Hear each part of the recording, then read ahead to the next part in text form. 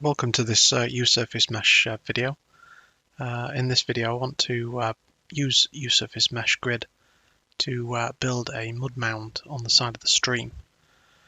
As you can see here, at the moment it's just ground and a little bit of grass. So I want to put something that actually resembles a mud mound. At the moment this is using a runtime virtual texture with virtual height field mesh. So let's start by placing down a USurfaceMesh grid. So I'll search for USurf, bring in a USurfaceMesh grid, orientate it so that we can project it down onto the ground.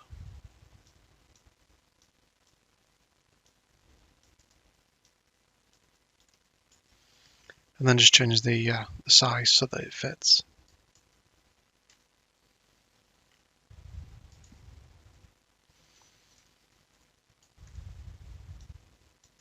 And then what it's going to do here is going to project down along the blue arrow onto the floor. So if we choose project mesh, then we can now see where it's actually going to sit. And if we want to change the time, the live update interval time, then we can change that in the mesh settings. That'll make it run faster. And then the other thing we want is the spline. We need to face the direction that we're going to build the mesh in. So if we rotate this 90 degrees, then we can now go up to enable use spline. So now we can drag out the spline in the shape that we want.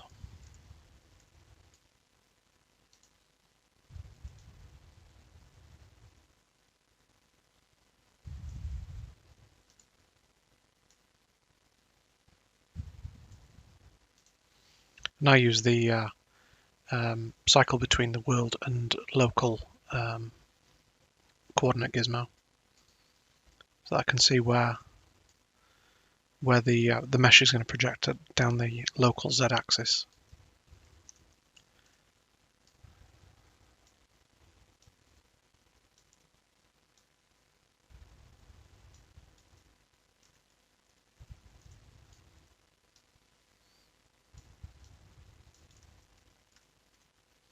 If we want to see the mesh, we can always choose to extend the shift before value. So just elevate it above the ground by 20 centimeters. That can allow us to see what we're actually doing with the mesh a lot better.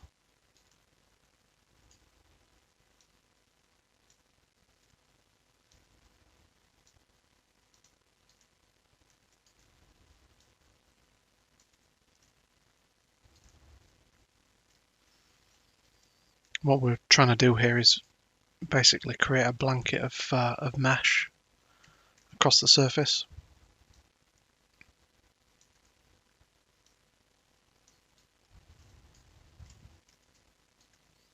And if we want to add more detail, then here is the top and here is the bottom. So if we increase the top by 15 and the bottom to 15, then as long as we end up with even quads, then the mesh will look smoother. So we just extend this left-hand side out a little bit more.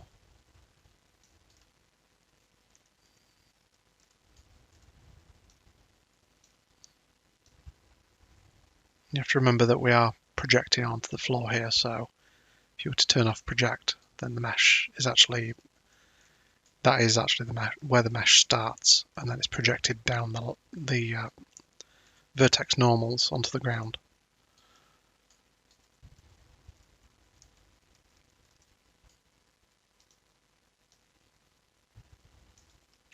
So once we're happy with the shape that we have, then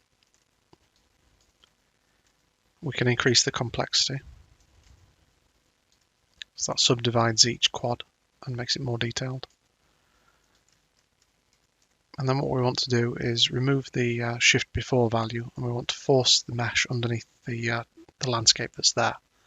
So if we put in -6, so that's -6 centimeters underneath the landscape, then now we want to raise the height of the mesh. So if we go down to height, then we can choose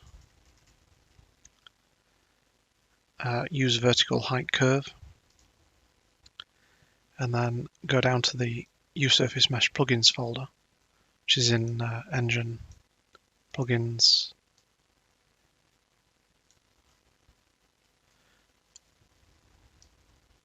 USurfaceMesh content.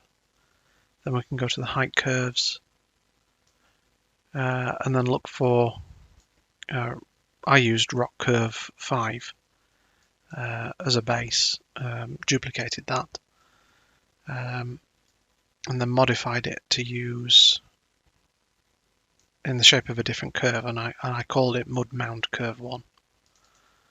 So the shape of this curve here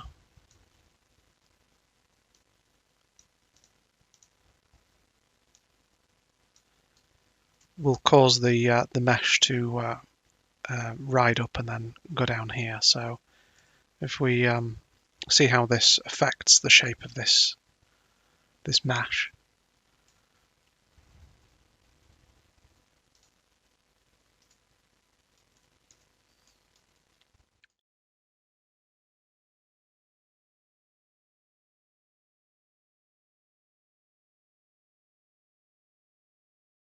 we can manipulate the shape of this.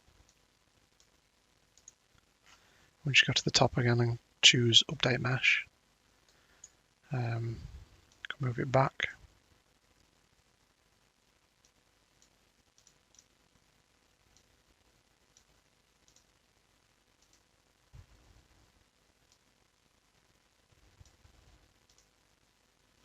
It's up to you to create whatever shape you want. Once we're happy with that shape, then we can go to, at the moment the mesh is open at the top and the bottom. There's nothing actually causing it to flatten down to what we call the min height. So at the moment the max height is 100 centimeters, so that's why it's protruding away from the landscape. So if we change that to 150, we'll get it to protrude more. Just a case of finding the value that you actually want. So now we need to flatten the actual top and bottom values. So if we go down to the flatten section, then we can choose to flatten off the bottom, and it uses a gradient from 0 at the base at the bottom to 1 at the top with a fall off value, so it's like a gradient that moves from 0 to 1. So if we say flatten from 0 to 0.5, what we're saying is have total flatten at 0 and have no flatten at 0.5. So flatten bottom, 0.5, that flattens the bottom off. If we want it to go all the way up, then we could choose 1, and that just is a smooth gradient basically that runs through this flatten ease curve to allow it to smooth off. So it's just a case of finding which value works for you. And of course that changes the shape. If you have it too abrupt, then you can end up with something that goes from just being totally open to something that's maybe a little bit too sharp. And as you sort of eat into it, then it'll allow it to flatten off. And if we do the same for the top, then again it's a case of looking to see whether it's the correct value or not. Most of the time you'd probably want something that actually just tapers very nicely with the landscape. So now I don't actually want it to project onto the floor. I want to actually use the capture feature, and what we want to use here is, because I'm wanting to use world aligned textures, I need to enable use S normals, use surface normals, and then you choose capture height. So that now bakes that capture into the mesh. If I just clear the capture data temporarily and turn on project mesh again, then what you would have seen is that as I move the mesh around,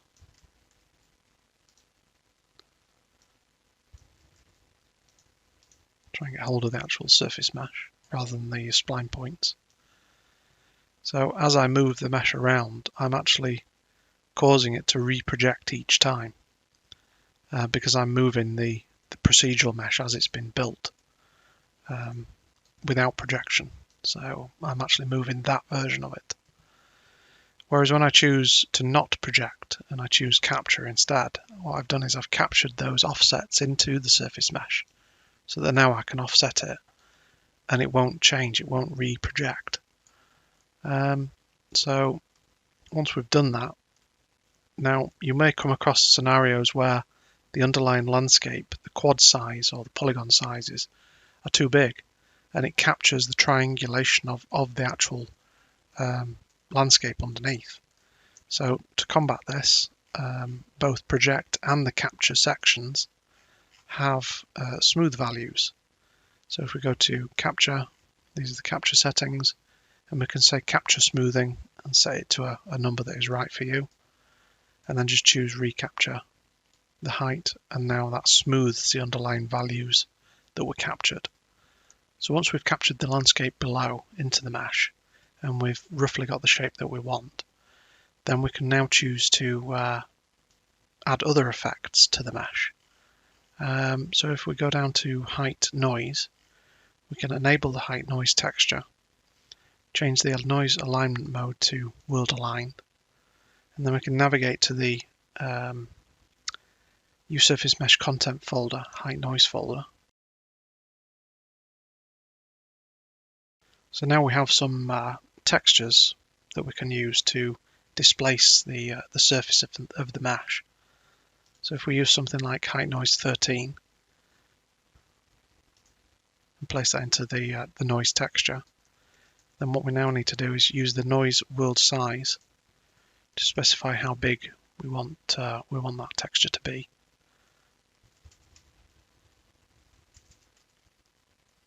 And then we can also cause it to not be as intense by using the noise contrast. So if we change the noise contrast to a lower value, then that will stop it being as dark in the crevices of the mesh.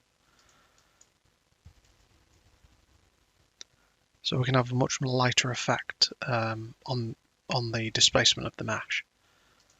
It's just a case of finding out which value you want. So we can also combine that with height detail.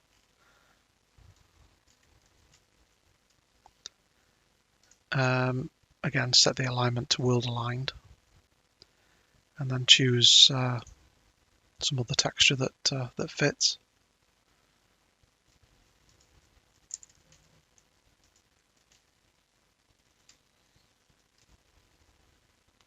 Now, at the moment, the complexity is not sufficient to show a lot of detail in the mesh, as you can see from the quad sizes here. And also you'll see that the quads are not really square, they're a rectangle. So if we change the top and bottom values, then we can increase how many polygons we're using. And you also may, in fact, once you've done that, you'll then need to tell it to capture the height again, because we changed the underlying mesh. So we'll change the bottom to 20 also, and then recapture. And what we're looking to do is roughly make the quad sizes square. So once we've got that, we can change the complexity and then recapture.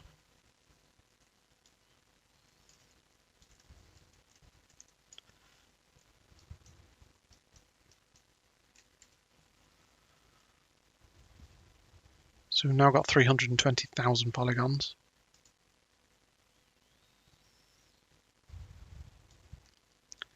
And we can also choose to extend the mesh along each side. So this over here on the left is actually the top of the mesh, which if we turn create mesh off, then we can see the preview mesh showing us which side is which. So if we change the right to a bigger value, and then just choose create mesh again, and then recapture.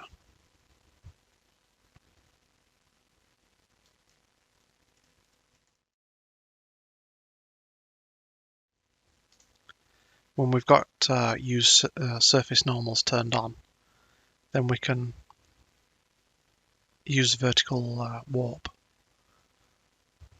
Just let that recalculate.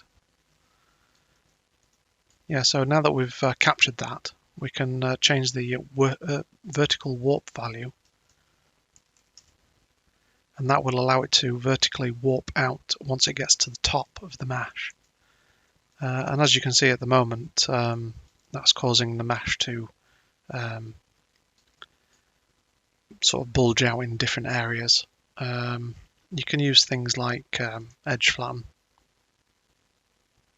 which causes the edge distance to be used to calculate like a fall off. So it's sat down at the extreme edge is sat at the min height of 0 again, whereas before it was allowed to extend beyond that. So it's a case of tweaking these values really.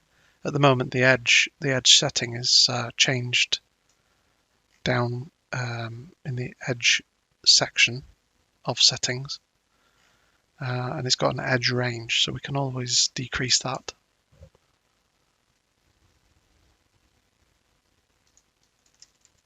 It's just a case of tweaking these values to find what works for you.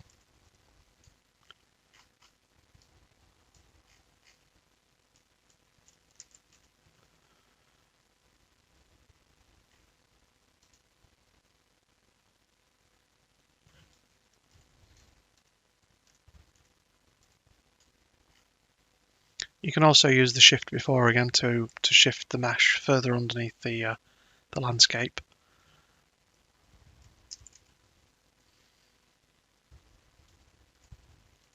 So by using the shift before value, what we're saying is that we're going to shift it along the vertex normals before we're removing any polygons, if we do decide to remove the polygons using USurfaceMesh. Otherwise we can use shift after, and that will then shift it further along the normal after polygons have been removed. So if we want to extend out the mud mound again, we can just change the max height.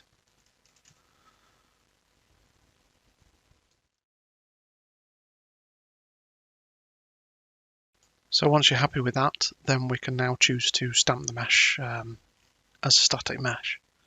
So we go down to the stamp mesh section. We can choose where we want to stamp the mesh to.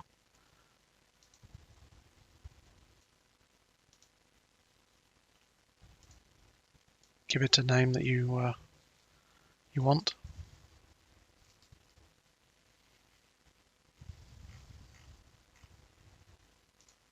Then choose stamp mesh. This warning is just warning us that we've used a height curve to generate the mesh, and that if we modify that height curve, then we can't actually regenerate the mesh because that curve has been forever modified. The advice there is to duplicate when you do stamp the mesh, is to actually duplicate the height curve that you used if you are going to edit that curve further.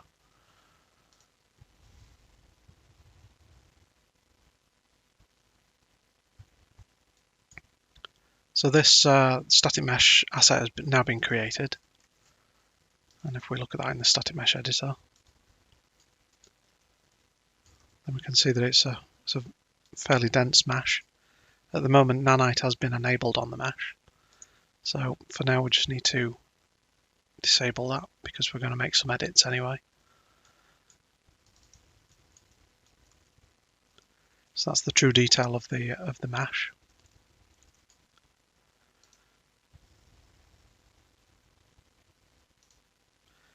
So now we can remove the USurfaceMesh from the scene. We can always leave it there if we want to. We can always use turn off show icon and show arrow.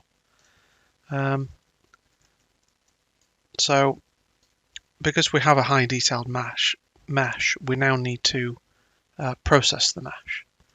So we can either, in Unreal Engine 5, you could either just leave Nanite enabled and don't worry about the complexity of the mesh, how detailed it is, and just let Unreal Engine 5 deal with that. Alternatively, if you do want to process it for LODs and managing the complexity yourself, then you can first of all use the Unreal Modeling plugin. So we can go to Modeling, and then with the mesh selected, we can choose Remesh, and then we get to choose the number of triangles that we want on the mesh. So for something like this, I'll go for 100,000 to begin with. Let it recalculate that. And then we can choose Simplify. So this analyzes the mesh for curves and only keeps polygons where it has high curvature. And we can decrease that down to whatever we think is appropriate for this. So now if we go back into the static mesh, then those are the number of polygons that we're now left with. So now we get the choice to change the LODs. So at the moment, there are no LODs for the mesh. So if we go down to number of LODs and then choose how many LODs we would like,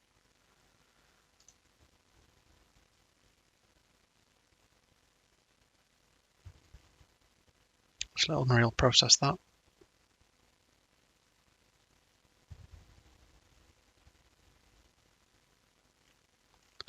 So now we've got our 5 LODs here, and it's just a case of evaluating as to where these LODs should be, their screen size, where they should actually be coming in. Doesn't look too bad. And you may want to tweak certain LODs, certain values to make them more aggressive.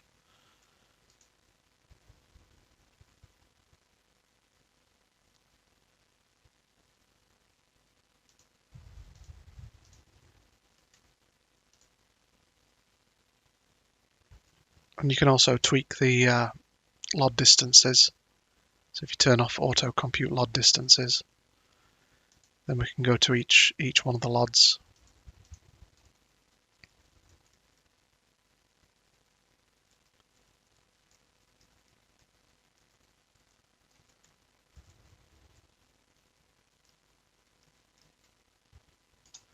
So with this one, maybe we wanted to bring the last LOD in at 0.5.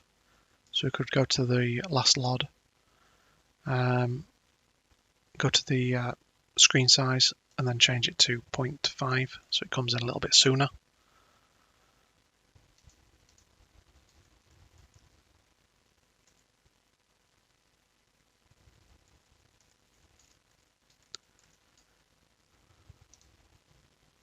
So now that we've done the LODs there, there are further reductions in the polygons that we can do.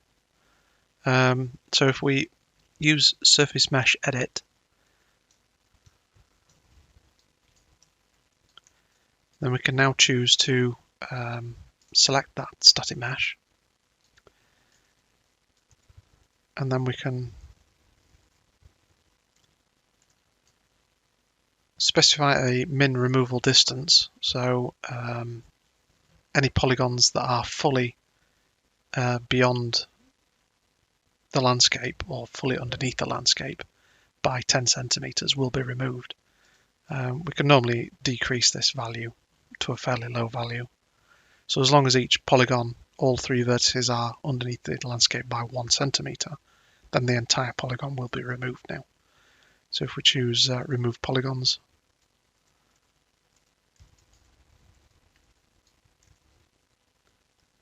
then as you can see, some of the polygons have been removed. Maybe change that again.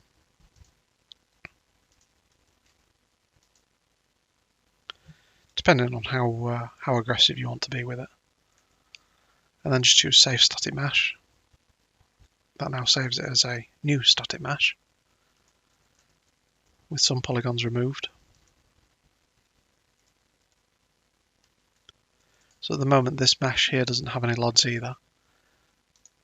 So if we go back to the original mesh and we right click and say level of detail, copy LOD, we can just go to this new one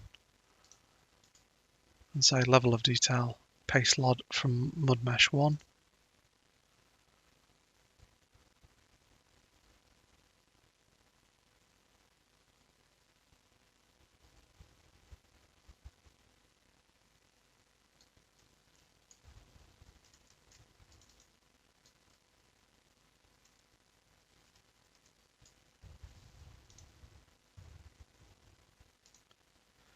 And then areas like this with the mesh, you may still have some areas that show through, and you can always tweak these with the modeling plugin. Usually it's based on how you've projected it onto the floor. Sometimes if it's a glancing angle, then it can extend the polygons out, and they can be fairly difficult to remove sometimes. However, if we go into the modeling plugin and we go down to deform, then we can sculpt the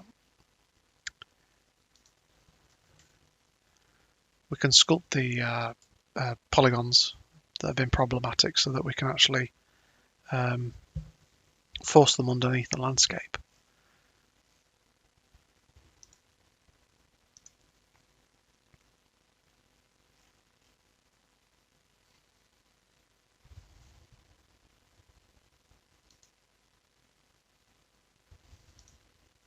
So we'll change to the move brush.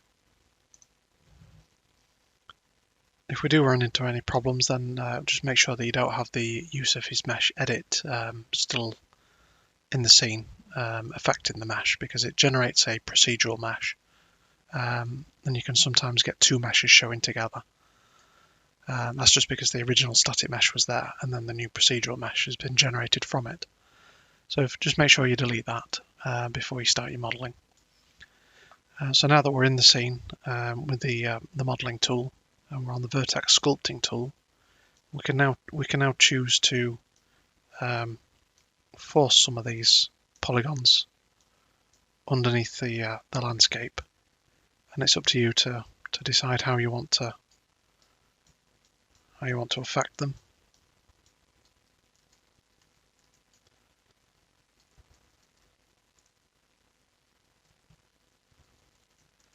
We can also use this tool to change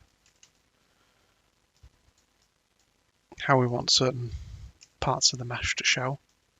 So you may want to drag things in and pull them out.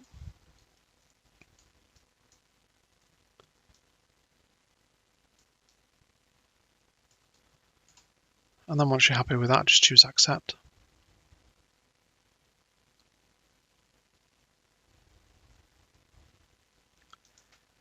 And then now we can reuse another USurfaceMesh edit to affect this mesh.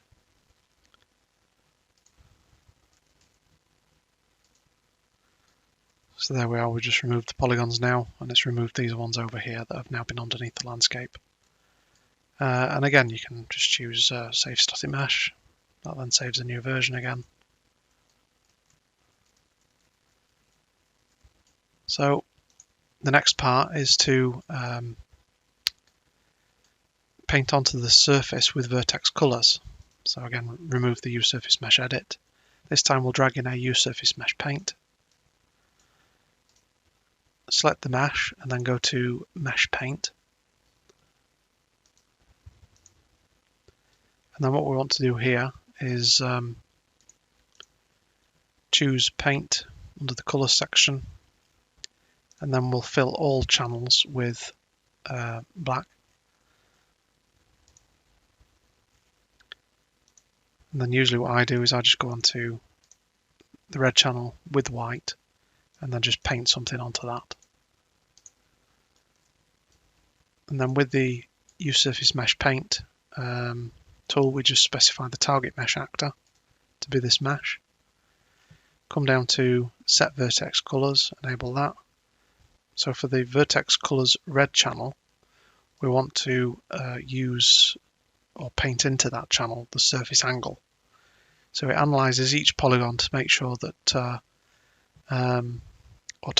using the specified settings for the surface angle with a fall off. So it selects everything that has a surface angle of 0, straight up in other words, because it's in world space. And then falls off to a range of 60 degrees from that. So by 60 degrees from that, it'll then be pure black. So if we choose render, those vertex colors will have now been set. And if we want to see that, we can always go to the material that's been used.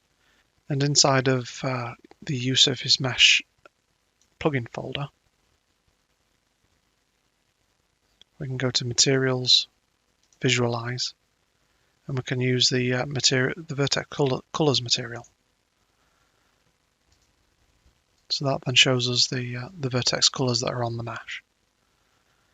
And again, it's up to us to tweak these values. Maybe if we didn't want it to fall off too much,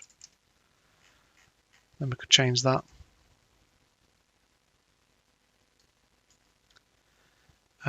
So now that those colors have been set, we can remove the USurfaceMesh paint. And with this material, I've already set up another material that uses loads in the runtime virtual texture that the landscape is using, and then blends that with a Quixel mud material. So if I just show you that material,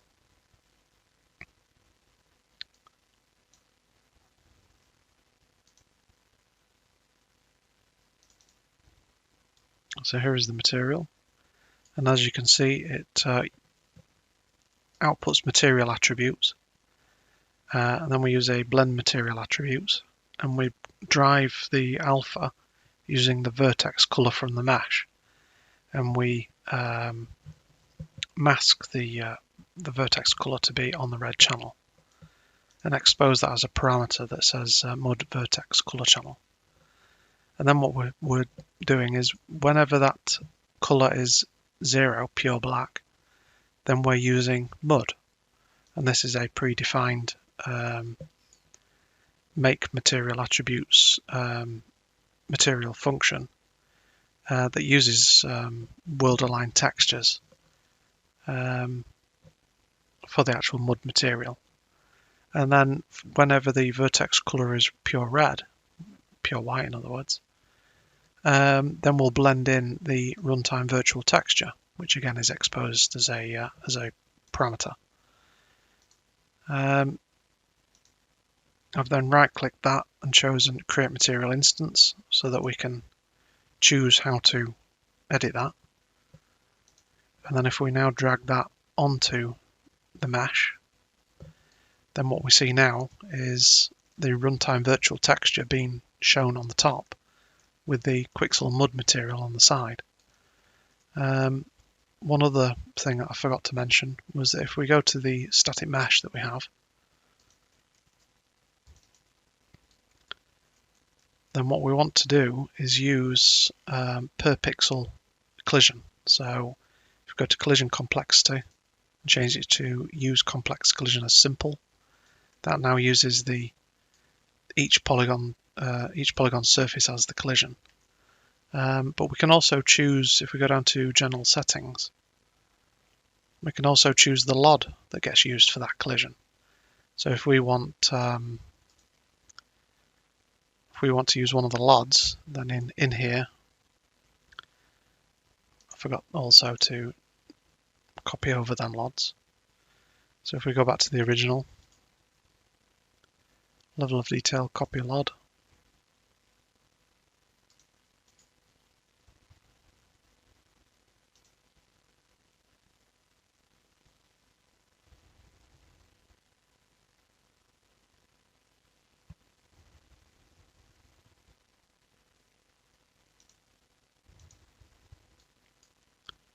Then now we've got our 5 LODs back. So if we want to use the 5th LOD, we can just say LOD for collision is probably number 4. It's probably an index, so it starts from 0 all the way to 4. So now that complex collision is now actually using the last LOD.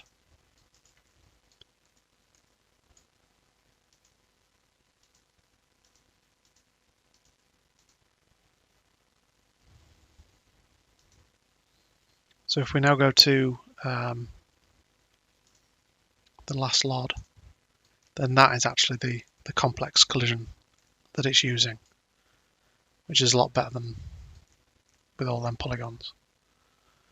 If you do run into problems when you do paste the level of details into the static mesh while the static mesh editor is open, then just close the static mesh and then just reopen it again. And all of your LODs should then be in place and actually working. So now that we have that in the scene, it should be all set up. So now if I play in the editor,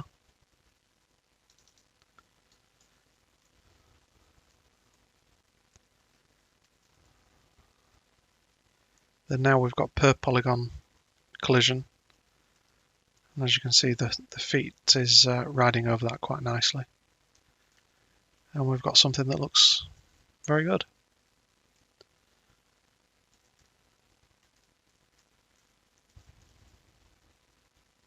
So thank you for joining me for this video tutorial to do with USurfaceMesh. There's many use case scenarios for USurfaceMesh. If you like this video, please subscribe, and I'll see you in the next one. Thank you.